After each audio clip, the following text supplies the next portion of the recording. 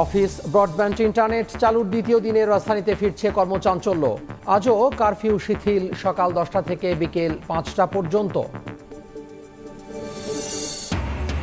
জরিমানা ছাড়াই দেওয়া যাবে ঋণ, ডিপিএস এর কিস্তি, ক্রেডিট কার্ডের বিল। সময়সীমা 31 জুলাই। বাংলাদেশ ব্যাংকের নির্দেশনা, দুটি প্রজ্ঞাপন জারি।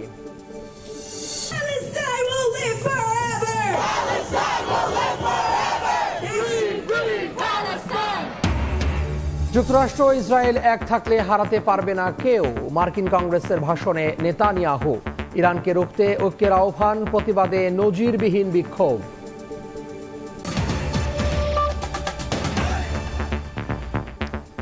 সকালের সময়ে সঙ্গে আছি আমি তোহা খান তামিম। কারফিউ শিথিলের মধ্যে অফিস শুরুর দ্বিতীয় দিন আজ বেলা 11টা থেকে 4 ঘন্টা চলবে সরকারি বেসরকারি অফিস। অন্যদিকে আজও সকাল 10টা থেকে বিকেল 5টা পর্যন্ত শিথিল থাকবে কারফিউ। ঢাকা, নারায়ণগঞ্জ, গাজীপুর ও নরসিংদী বাদে বাকি 60 জেলায় কারফিউ শিথিলের দায়িত্ব দেওয়া হয়েছে স্থানীয় প্রশাসনকে। কোটা সংস্কার আন্দোলনের সুযোগ নিয়ে দেশে সহিংসতা শুরু করে নাশকতাকারীরা। হত্যা আর অগ্নিসংযোগী হয়ে ওঠে সহিংসতাকারীদের মূল টার্গেট। এ অবস্থায় দেশের সার্বিক পরিস্থিতি অবনতির দিকে যাওয়ায় শুক্রবার রাতে জারি করা হয় কারফিউ। বেসামরিক প্রশাসনকে সহায়তায় সেদিন মধ্যরাতে মাঠে নামে সেনাবাহিনী। এতে রোববার থেকে সব ধরনের অফিস ও গার্মেন্টস বন্ধ ঘোষণা করে জারি করা হয় সাধারণ ছুটি। ছুটির পর বুধবার থেকে খুলছে সরকারি বেসরকারি সব অফিস। তবে সকাল 9টার পরিবর্তে অফিস শুরু হবে সকাল 11টা থেকে এবং বিকেল 5টার পরিবর্তে অফিস চলবে বিকেল 3টা পর্যন্ত। কারফিউ শিথিলের সময় সারা দেশে দোকানপাট ও শপিং মল খোলা থাকবে। চলবে তৈরি পোশাক শিল্প কারখানার কাজ। সকালের সময় আরও থাকছে। না ফেরা দেশে ব্যান্ড তারকা শাফিন আহমেদ। চিকিৎসাধীন ছিলেন যুক্তরাষ্ট্রের ভার্জিনিয়ায়। মৃত্যু হয়েছে হার্ট অ্যাটাকে, নিশ্চিত করেছেন ছোট ভাই হামিন আহমেদ। জরিমানা ছাড়াই ক্রেডিট কার্ডের বিল দেওয়ার সুযোগ দিল বাংলাদেশ ব্যাংক। বুধবার এই নির্দেশনা পাঠানো হয়েছে সব ব্যাংকের ব্যবস্থাপনা পরিচালক ও নির্বাহী কর্মকর্তার কাছে। ডিপিএস ও বকেয়া ঋণের কিস্তি শোধের ক্ষেত্রেও গ্রাহকরা পাবেন এই সুবিধা। তবে এই সুযোগ কেবল 31 জুলাইয়ের মধ্যেই সীমাবদ্ধ থাকবে বলে জানানো হয়েছে। সহিংসতা নিয়ন্ত্রণে মঙ্গলবার পর্যন্ত 3 দিন সাধারণ ছুটির কবলে পড়ে বন্ধ থাকে ব্যাংকিং কার্যক্রম। এই সময়ে ঋণ, ডিপিএস এর কিস্তি আর ক্রেডিট কার্ডের বিল পরিশোধ নিয়ে দুশ্চিন্তায় পড়েন গ্রাহকরা। গ্রাহকদের সেই দুশ্চিন্তার অবসান করল বাংলাদেশ ব্যাংক। বুধবার দুটি প্রজ্ঞাপন জারির মাধ্যমে জানানো হয়, গেল 18 থেকে 25 জুলাই পর্যন্ত পরিশোধযোগ্য ঋণের বকেয়া অর্থ, ক্রেডিট কার্ডের বিল ও ডিপিএস সহ বিভিন্ন সঞ্চয় স্কিমের কিস্তি অনেকে পরিশোধ করতে পারেননি। আগামী 31 জুলাইয়ের মধ্যে তা পরিশোধ করলে কোনো প্রকার সুদ, দণ্ডসুদ, অতিরিক্ত সুদ, বিলম্ব ফি বা জরিমানা আদায় বা আরোপ করা যাবে না। শুধু তাই নয়, এই সময়ের মধ্যে এসব সেবায় কোনো বিলম্ব ফি বা জরিমানা আরোপ ও আদায় করা হলে তা ফেরত বা সমন্বয় করারও নির্দেশ দিয়েছে বাংলাদেশ ব্যাংক। কামরুল হাসান সবুজ, সময় সংবাদ, ঢাকা। মারা গেছেন ব্যান্ড তারকা ও সঙ্গীত শিল্পী শাফিন আহমেদ। যুক্তরাষ্ট্রের ভার্জিনিয়ার একটি হাসপাতালে চিকিৎসাধীন ছিলেন তিনি। মৃত্যুর খবর নিশ্চিত করেছেন তার ছোট ভাই হামিন আহমেদ। বাংলাদেশ সময় বৃহস্পতিবার সকাল 6টা 50 মারা যান শাফিন। তার ম্যাসিভ হার্ট অ্যাটাক হয়েছিল বলে জানিয়েছেন স্বজনরা। হামিন আহমেদ জানিয়েছেন দ্রুতই তিনি যুক্তরাষ্ট্রের উদ্দেশ্যে রওনা হবেন। এরপর বাংলা ব্যান্ডের তারকার মরদেহ দেশে ফেরানো হবে। মাইলসের হয়ে বেশ কয়েকটি জনপ্রিয় গান উপহার দেন শাফিন। এর মধ্যে আছে ফিরিয়ে দাও, জ্বালা জ্বালা, আজ জন্মদিন তোমার ইত্যাদি। 18 মাসের মধ্যে সর্বনিম্ন লেনদেন দেখল ঢাকার পুঁজিবাজার। টাকার অঙ্কের লেনদেনে কোনো মতে পার করেছে 150 কোটির ঘর। একদিনে ডিএসির মূলধন থেকে উধাও 6,328 কোটি টাকা। দরপতন হয়েছে 350-রও বেশি কোম্পানির শেয়ার। বাজার সংশ্লিষ্টরা বলছেন দেশের চলমান অস্থিরতায় এখনও শঙ্কা কাজ করছে বিনিয়োগকারীদের মধ্যে। ইন্টারনেট সেবা পুরোপুরি চালু ও দেশের পরিস্থিতি স্বাভাবিক হলে আবারও ঘুরে দাঁড়ানোর আশা তাদের। কারফিউ ও সাধারণ ছুটি শেষে ইন্টারনেট চালুর পর বুধবার শুরু হয় ঢাকা স্টক এক্সচেঞ্জ ডিএসির লেনদেন। তবে দিন শেষে আলোর মুখ দেখেনি ঢাকার পুঁজিবাজার। হতাশা নিয়ে ফিরতে হয় বিনিয়োগকারীদের। চাকরি বাকরি করে কিছু টাকা পয়সা জমাইছি, এখানে আসছি কিছু পয়সা টয়সা কামানোর জন্য, কিন্তু everything is we have loss. সব শেয়ারের দামই পতন ঘটছে এবং পতনের যদি 10% হতো 10% পড়ে যেত। বুধবার ডিএসইতে লেনদেন হয়েছে 159 কোটি 37 লাখ টাকা, যা গত 18 মাস 22 দিনের মধ্যে সর্বনিম্ন। দরপতন হয় 355টি কোম্পানির শেয়ারের। বাজার মূলধন হারায় 6,328 কোটি টাকা। ইন্টারনেট সেবা পুরোপুরি চালু না হওয়ায় বাজারের এমন গতি বলে জানায় ব্রোকারেজ হাউসগুলো। বায়ার নাই বললেই চলে। ইন্টারনেট স্বাভাবিক হলে বায়ার দাঁড়াবে। অনেকে ভয়ে আছে, সেল মানে অনেক শেয়ার আর কি সেল করে দিছে, তো এখন আর কি মার্কেট অনেকটাই বেশি মাইনাস চলে গেছে। এমনিতেই ধারাবাহিক পতনে টালমাটাল পুঁজিবাজার, তার উপর এমন হতাশাজনক লেনদেন বিনিয়োগকারীদের আরও বাজার বিমুখ করবে বলে মনে করছেন সংশ্লিষ্টরা। আশা ছিল যে আজকে হয়তো মার্কেট অতটা পড়বে না, কিন্তু আমাদের তো মানুষ হচ্ছে প্যানিক বেশি এবং ক্ষুদ্র ইনভেস্টর বেশি, ওইটার ইম্প্যাক্টটা পড়ছে আর কি। তো এটা হয়তো আজকে কালকের দিনটা চলে গেলে আশা করা যায় রোববার থেকে হয়তো পজিটিভ ট্রেন্ডে ফিরতে পারে মার্কেট। বুধবার ডিএসইর প্রধান সূচক ডিএসইএক্স 95.66 পয়েন্ট কমে দাঁড়িয়েছে 5,350.83 পয়েন্টে। সরিয়াহ সূচক 21.87 পয়েন্ট ও বাছাই সূচক কমেছে 37.28 পয়েন্ট। আলতাফ হুসাইন, সময় সংবাদ, ঢাকা। বছরের পর বছর বর্ষা মৌসুমে পানিবন্দী খুলনা সিটি কর্পোরেশনের 2টি ওয়ার্ডের বাসিন্দারা 2 দফায় প্রতিদিন অন্তত 8 ঘন্টা পানিবন্দী থাকেন এসব এলাকার মানুষ। স্থানীয়দের অভিযোগ, 60 দশকে নির্মিত স্লুইস গেটগুলো অধিকাংশই অকার্যকর ও অব্যবস্থাপনার কারণে ভৈরব নদের জোয়ারের পানি প্রবেশ করছে লোকালয়ে। এছাড়া অপরিকল্পিত সড়ক ও ড্রেন নির্মাণ, নিয়মিত বর্জ্য অপসারণ না করা, উন্নয়ন কাজে ঠিকাদারের ধীরগতি সহ কেসিসির কার্যকরী পদক্ষেপ না নেয়ায় নগরবাসীর দুর্ভোগ এখন চরমে। খুলনা থেকে আব্দুল হালিমের ছবিতে বেলাল হোসেন সজলের রিপোর্ট।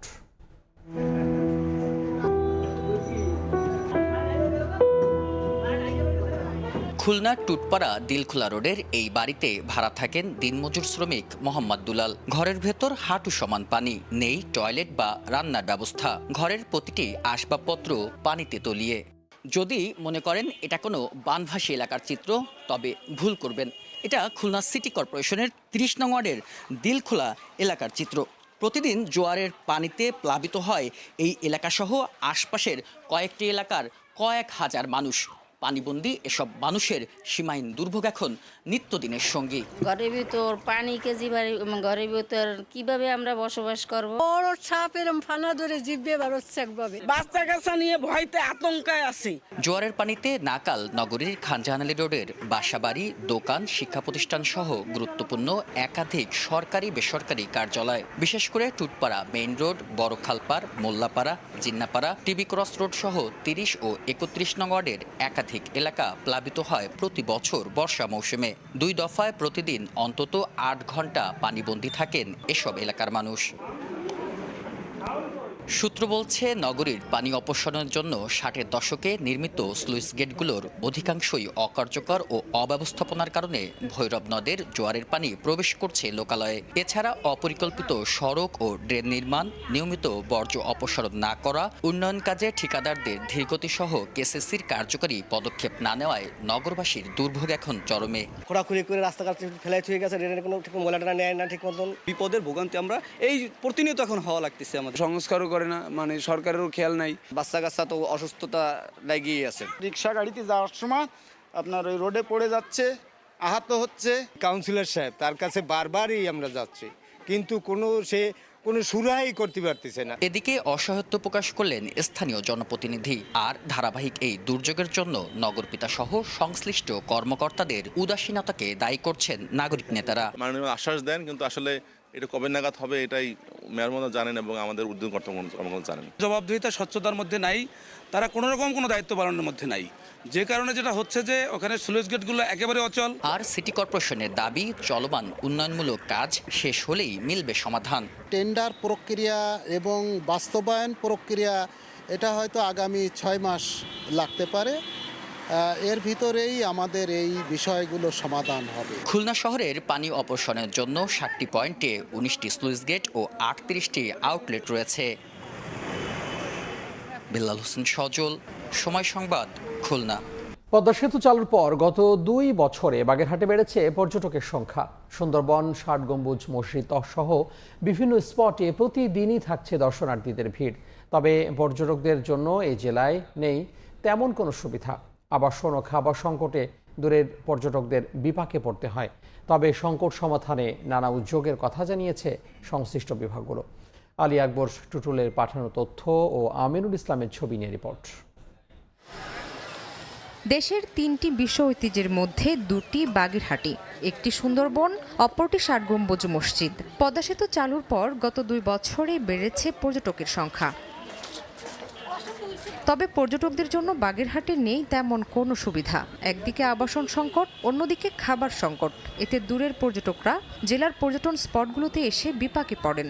ওইরকম কমফোর্টেবল হওয়ার বা ওইরকম পরিবেশ নাই। এই জায়গায় যদি অবকাঠামো দিক থেকে উন্নত হতো তাহলে ঘুরতে আর ভালো লাগতো, একটু স্বাচ্ছন্দ্য বোধ হইতো। ঢোকার পরে দেখলাম যে কোনো বসার কোনো মতো একটা সুন্দর ব্যবস্থা নেই। এখানে খাবারের ব্যবস্থা এবং ভালো হোটেল, রেস্টুরেন্ট, এগুলোর ব্যবস্থা যদি ভালোভাবে হতো তাহলে আরও পর্যটন আসতো। জেলাকে পর্যটন বান্ধব হিসেবে গড়ে তুলতে নানা পদক্ষেপ নেওয়ার কথা জানিয়েছে সংশ্লিষ্ট বিভাগগুলো। পর্যটকদের নিরাপত্তায় বাড়তি ব্যবস্থা নিয়েছে বন বিভাগ। আর জেলা প্রশাসক জানান, আবাসন সংকট নিরসনই খানজাহান আলী মাজার মোড় এলাকায় নির্মাণ করা হচ্ছে পর্যটন মোটেল। 3টি বা 4টি জায়গা ছিল ইকো ট্যুরিজম সেন্টার, এখন আমরা আরও কয়েকটি বাড়িয়েছি। সুন্দরবন সুরক্ষা প্রকল্প একটি আছে, সেটার মাধ্যমে আমরা কিছু ইনফ্রাস্ট্রাকচার ডেভেলপ করার চেষ্টা করছি। পর্যটনের একটি হোটেল এখানে তৈরি হচ্ছে, এটি হলে অবশ্যই এখানে মানুষের থাকা এবং খাওয়ার যে সুবিধা সেটি বৃদ্ধি পাবে। বন বিভাগের তথ্য মতে দর্শনার্থীদের সুবিধার্থে সুন্দরবনের বাগেরহাটের শরণখোলা রেঞ্জের আলীবান্ধা ও চাঁদপাই রেঞ্জের আন্ধারমানিক এবং খুলনা রেঞ্জের শেখেরটেক ও কালাবগি এলাকায় ইকো ট্যুরিজম কেন্দ্র তৈরি করা হচ্ছে। গত 2 বছরে বাগেরহাটে প্রায় 20 লাখ পর্যটক ভ্রমণ করেছেন। সময় সংবাদ, বাগেরহাট। সুন্দরবনে ক্যামেরা ট্র্যাপিং এর মাধ্যমে শেষ হয়েছে বাঘ গণনা। প্রাথমিক তথ্যপাত্র বিশ্লেষণ করে এই জরিপে বাঘের সংখ্যা বৃদ্ধির আভাস মিলেছে। আগামী 29 জুলাই বাঘ দিবসে তৃতীয় বাঘ জরিপের ফলাফল ঘোষণার কথা থাকলেও বর্তমান পরিস্থিতি বিবেচনায় তা পিছিয়ে দেওয়া হয়েছে। তবে বিশেষজ্ঞরা বলছেন, বাঘের সংখ্যা বৃদ্ধির সাথে সাথে এর সুরক্ষা, প্রজনন সক্ষমতা বৃদ্ধি ও বাঘের শিকার প্রাণীর সংখ্যা বৃদ্ধিতেও কাজ করতে হবে বন বিভাগকে। নিয়ামুল হোসেন কোচির তোলা ছবিতে আব্দুল আল মামুন রুবেলের রিপোর্ট। রয়্যাল বেঙ্গল টাইগার সুন্দরবনের অন্যতম আকর্ষণ। এ বনের ভারসাম্য ধরে রাখতে সবার উপরে তাদের ভূমিকা। সুন্দরবন ভ্রমণে এখন অনেক পর্যটকের ক্যামেরায় ধরা পড়ছে বাঘের ছবি। চোরা শিকারী, বনদস্যুদের দাপট, অভয়ারণ্যে অবাধ যাতায়াত, প্রাকৃতিক দুর্যোগ সহ নানা কারণে গত কয়েক দশকে সুন্দরবনে বাঘের সংখ্যা প্রতিনিয়ত কমছিল বাঘের শিকার প্রাণীর সংখ্যাও। সবশেষ 2018 সালে বাঘ জরিপে সুন্দরবনে 114টি বাঘের সংখ্যা পাওয়া যায়। তবে অভয়ারণ্য বৃদ্ধি করা, বনদস্যু মুক্ত হওয়া সহ নানা উদ্যোগ নেয় বন বিভাগ, যার সুফলও মিলতে শুরু করেছে। এরই মধ্যে বাঘের প্রজনন, নিরাপত্তা ও সংখ্যা বৃদ্ধিতে সুন্দরবনে বাঘ সংরক্ষণ প্রকল্প গ্রহণ করে সরকার। এ প্রকল্পের অংশ হিসেবে 2022 সালে তৃতীয়বারের মতো সুন্দরবনে বাঘ গণনা শুরু হয়, যা চলে 2024 সালের ফেব্রুয়ারি পর্যন্ত। সুন্দরবনের সাতক্ষীরা, খুলনা ও বাগেরহাট রেঞ্জের 639টি গ্রিডে ক্যামেরা বসিয়ে সংগ্রহ করা হয় ছবি। এসব ছবির তথ্য উপাত্ত নিয়ে এখন চলছে বিশ্লেষণ। বন বিভাগ আশা করছে এবারের জরিপে বাড়বে বাঘের সংখ্যা। আগামী 29 জুলাই বাঘ দিবসে এ জরিপের ফলাফল প্রকাশের কথা থাকলেও বর্তমান পরিস্থিতিতে তা পিছিয়ে দেওয়া হয়েছে। খুলনার রেঞ্জে আমরা প্রচুর বাঘের ছবি পেয়েছি। এটা আমাদের জন্য একটা আশ্বাসের বিষয় এবং গৌরবের বিষয় যে বাঘ খুলনা রেঞ্জে ফেরত এসছে এবং বাঘ সেখানে প্রজনন করছে। যেহেতু বাঘ ফিরে আসছে খুলনা রেঞ্জে, বাঘের সংখ্যাটা এবং বাঘের ঘনত্বটা এটাই মূল নিয়ামক হিসাবে কাজ করবে। তবে বাঘের সংখ্যা বাড়লেও তার প্রজনন ক্ষেত্র বৃদ্ধি, বাঘের সুরক্ষা নিশ্চিত করা ও বাঘের শিকার প্রাণীর সংখ্যা বৃদ্ধিতেও দীর্ঘমেয়াদী উদ্যোগ নেয়ার পরামর্শ বিশেষজ্ঞদের। শুধু বাঘের সংখ্যা, এককভাবে বাঘের সংখ্যা বাড়ানোর একক উদ্যোগ নিলে হবে না, এটা হোলিস্টিক একটা অ্যাপ্রোচ দরকার, হোলিস্টিক একটা প্ল্যান দরকার। এই প্ল্যানটি যদি হয় তাহলে সুন্দর বাঘ টিকে থাকবে। বাঘ জরিপ বাদেও 3 বছর মেয়াদী বাঘ সংরক্ষণ প্রকল্পে সুন্দরবনে বাঘ মানুষ দ্বন্দ্ব নিরসনে 49টি ভিলেজ টাইগার রেসপন্স টিম, বাঘের আপৎকালীন আশ্রয়ের জন্য 12টি মাটির কিল্লা নির্মাণ করা হবে, যার ব্যয় ধরা হয়েছে 36 কোটি টাকা। আব্দুল্লাহ আল মামুন রুবেল, সময় সংবাদ, খুলনা। আমদানি কমেছে চুয়াডাঙ্গার দর্শনা আন্তর্জাতিক রেল স্টেশনে দিয়ে। ব্যবসায়ীদের দাবি, চাহিদা মতো এলসি অনুমোদন দিচ্ছে না ব্যাংক, কাজ না থাকায় বেকার স্টেশনের শ্রমিকরা। মাহফুজ মামুনের পাঠানো তথ্য ও ছবি নিয়ে রিপোর্ট। ভারত থেকে চুয়াডাঙ্গার দর্শনা আন্তর্জাতিক রেলপথ দিয়ে মালবাহী ওয়াগনে করে পণ্য আমদানি করেন ব্যবসায়ীরা। দ্রুত সময়ে পণ্য আমদানি ও খালাসের পর নির্দিষ্ট স্থানে চাহিদামতো সরবরাহ করা হয়। তবে নানা কারণে আমদানি কমে গেছে এ বন্দরে। ব্যবসায়ীরা জানান, ব্যাংক চাহিদামতো এলসি অনুমোদন না করায় পণ্য আমদানি করতে পারছেন না তারা। অল্প কিছু পণ্য আমদানি করা হলেও রেল ইয়ার্ডে নেই আগের মতো কর্মব্যস্ততা। এতে কর্মহীন হয়ে পড়েছেন স্থানীয় শ্রমিক ও ট্রাক চালকরা।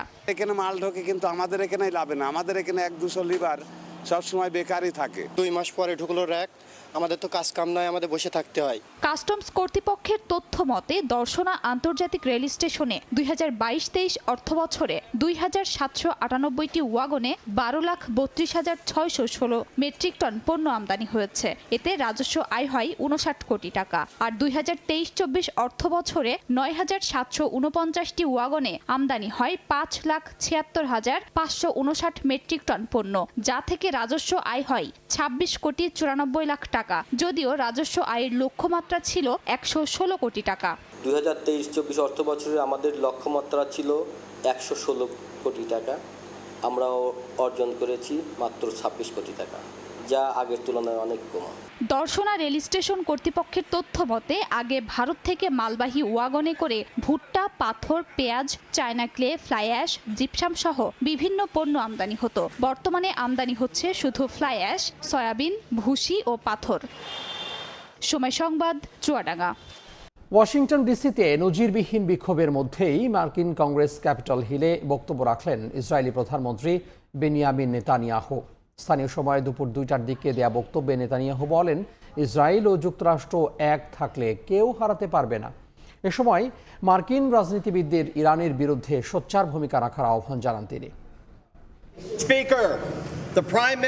গাজায় নৃশংস বর্বরতার জেরে বিশ্বজুড়ে সমালোচনার মধ্যেই স্থানীয় সময় বুধবার মার্কিন কংগ্রেসে ক্যাপিটল হিলে ভাষণ দেন ইসরায়েলের প্রধানমন্ত্রী বেনিয়ামিন নেতানিয়াহু। তার ভাষণকে কেন্দ্র করে মার্কিন কংগ্রেসে নেওয়া হয় নজিরবিহীন নিরাপত্তা। ভাষণের শুরুতেই গত 7 অক্টোবরের হামলাকে ইতিহাসের একটি কলঙ্কজনক অধ্যায় উল্লেখ করে এর তীব্র নিন্দা জানান নেতানিয়াহু। বলেন, যুক্তরাষ্ট্র ও ইসরায়েলের শত্রু অভিন্ন, তাই একসঙ্গে লড়াই করতে হবে। ইসরায়েল ও যুক্তরাষ্ট্র এক থাকলে অবশ্যই বিজয় হবে বলেও জানান নেতানিয়াহু। এ সময় মধ্যপ্রাচ্যে ইরানকে রুখে দিতে মার্কিন রাজনীতিবিদদের এক হয়ে কাজ করার আহ্বান জানান নেতানিয়াহু। গাজায় যুদ্ধ পরবর্তী সময়ে মধ্যপ্রাচ্যে নতুন একটি জোট গঠনের কথাও জানান তিনি। যুক্তরাষ্ট্র ও ইসরায়েল এই জোটের নেতৃত্বে থাকবে উল্লেখ করে ইসরায়েলি প্রধানমন্ত্রী মধ্যপ্রাচ্যের অন্যান্য দেশগুলোকেও এতে শরিক হওয়ার আহ্বান জানান। দীর্ঘ সময়ের এই ভাষণে আসন্ন প্রেসিডেন্ট নির্বাচনের রিপাবলিকান প্রার্থী ডোনাল্ড ট্রাম্পের ভূয়সী প্রশংসা করেন নেতানিয়াহু। আমি জানি যুক্তরাষ্ট্র আমাদের পেছনে রয়েছে, এজন্য ধন্যবাদ। দশকের পর দশক ধরে যুক্তরাষ্ট্র আমাদের উদারভাবে সামরিক সহায়তা ও পরামর্শ দিয়ে আসছে। এসব অনেক জীবন বাঁচিয়ে দিয়েছে। আমাদের শত্রুরা আপনাদেরও শত্রু, আমাদের লড়াই আপনাদেরও লড়াই, সে সঙ্গে আমাদের বিজয় আপনাদেরও বিজয় হিসেবে চিহ্নিত হবে। এজন্য যুক্তরাষ্ট্র ও ইসরায়েলকে ঐক্যবদ্ধ থাকতে হবে। এদিকে কংগ্রেসে নেতানিয়াহুর ভাষণের প্রতিবাদ জানিয়ে ক্যাপিটল হিলে অনুপস্থিত ছিলেন অন্তত 39 জন আইন প্রণেতা। তারা গাজায় ইসরায়েলি আগ্রাসনের জন্য নেতানিয়াহুকে দায়ী করছেন। এ সময় তাদের চেয়ারগুলো খালি পড়ে থাকতে দেখা যায়। এছাড়া নেতানিয়াহুর ভাষণের সময় প্লেকার্ড হাতে প্রতিবাদ জানিয়েছেন প্যালেস্টাইন আমেরিকান আইন প্রণেতা রাশিদা তালিব। ফিলিস্তিনের ঐতিহ্যবাহী কাফিয়া পরে এক পাশে যুদ্ধাপরাধ এবং আরেক পাশে গিল্টি অব জেনোসাইড লেখা প্লেকার্ড হাতে নিয়ে নেতানিয়াহুর বক্তব্যের নিন্দা জানান ডেমোক্রেট দলীয় মিশিগানের এই আইন প্রণেতা। এদিকে মার্কিন কংগ্রেসে নেতানিয়াহুর ভাষণ দেওয়ার সময় বিক্ষোভে উত্তাল ছিল তেল আবিব। হামাসের হাতে আটক জিম্মিদের পরিবারের পাশাপাশি নেতানিয়াহু বিরোধী বিক্ষোভে অংশ নেন হাজার হাজার ইসরায়েলি। দস্তগীর জাহাঙ্গীর, সময় সংবাদ, ওয়াশিংটন ডিসি।